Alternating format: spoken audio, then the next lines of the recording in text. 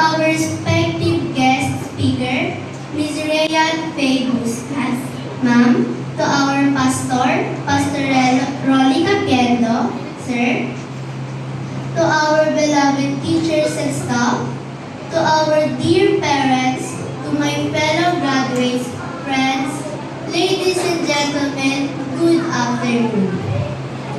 I am Zyrene Ann R. Arguelles, your school president for this year's Student Council 2025-2026. And it is my honor to stand before you today as a proud graduate of Gospel Christian School Incorporated. I want to thank God for giving me this kind of amazing and beautiful journey. I began my journey here at the Gospel Christian School way back 2018. I came into the school as a very young student, full of curiosity, excitement, and a bit of fear. Alam niyo po, ang journey ko dito sa Gospel ay hindi naging madali. Opo, hindi naging madali. Marahil, may mga katanungan sa isipan niyo kung bakit. Maraming beses po akong sinubok ng katatagan. Maraming beses po akong muntik nang umalis. May mga pagkakataon na hindi naging patas ang mundo para sa isang musmos na katulad ko na ang tanging hangad lamang ay makapag-aral ng maayos at payapa. Sa kabila ng lahat ng mga pagsubok, tanging ang pananalig ko lamang sa Diyos ang aking naging sandata upang magpatuloy. Ang tunay na may buti ng Diyos dahil hindi na kami pinabayaan. Dito po sa Gospel, marami akong naging nanay at kaibigan. Ramdam ko po yung pagmamahal at suporta. GCSI is not just a school to me, but a home. Yes, a second home and a family. I may not have a complete family, but here in GCSI, I felt completed. My journey here hasn't been easy, especially with the challenges I have encountered along the way. Yet, those struggles shaped me into who I am today, stronger, braver, and more determined. Way back 2023-2024, I was elected as your representative of Grade 4 Hope. Then last year, I was given the opportunity to serve you as your school vice president. And this year, as your school president. Those roles were more than just titles to me. They were responsibilities, lessons, and memories that I will carry for the rest of my life. You trusted me, supported me, and allowed me to grow not only as a student, but as a leader. And now, as I step down as your president, I do so with a heart full of gratitude and pride.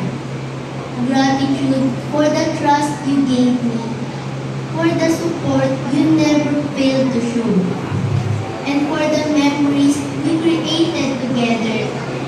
Those were all worth it, and now allow me to thank you all. To my GCSI, my alma mater, thank you.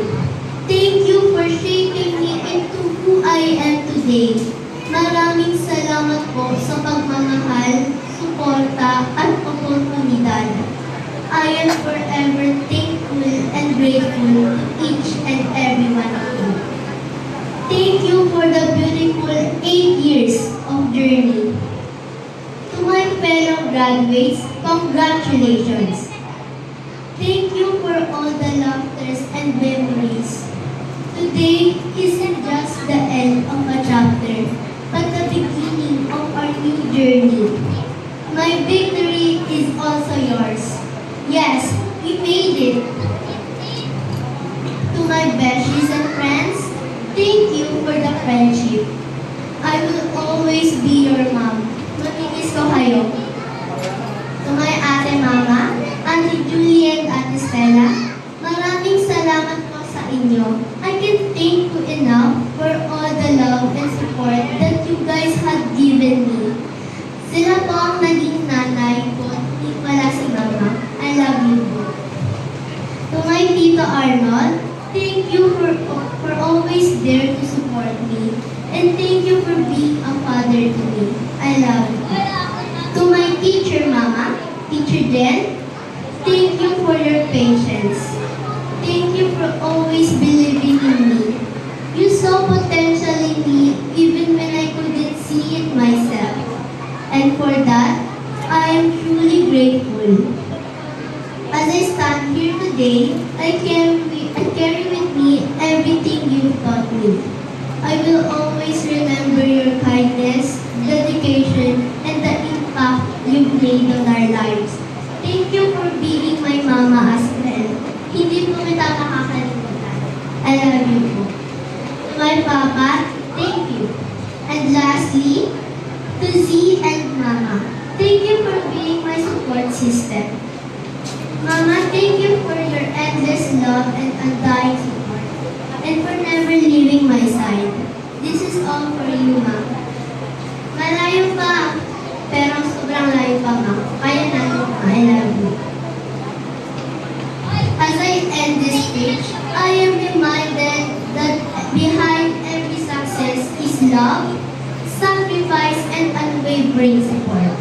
This moment is a shared victory. Congratulations, graduate. The future is ours to create. Once again, my name is Zailin Ann R. Arguelles, your school president for this year's Student Council 2025-2026. Officially signing off. Thank you, Giselle.